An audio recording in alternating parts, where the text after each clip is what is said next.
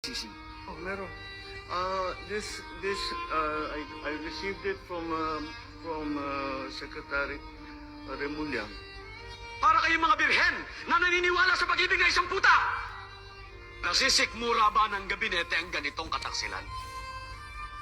Talagang nasa lahi ninyo ang traidor at duwag. Walang nakaangat sa batas, kahit na presidente.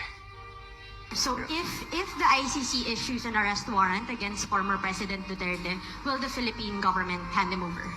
Will we do what? Don't recognize the warrant that they will send to us. So that's a no. That's a no.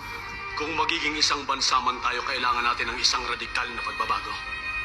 Mga kapatid, mayroon tayong mas malaking kaway kaysa mga Amerikano. Ang ating sarili. Anong kasalanan ko?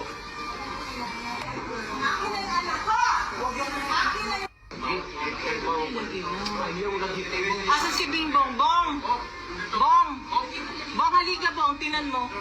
Abusado kayo na sila. Hindi mo hindi dapat ito aganan. Lakaw na, ayaw ng bata, ayaw sila.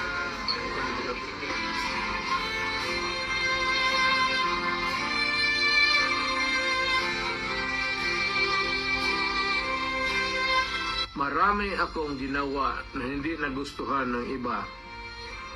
O maybe lahat. But I did it for my country.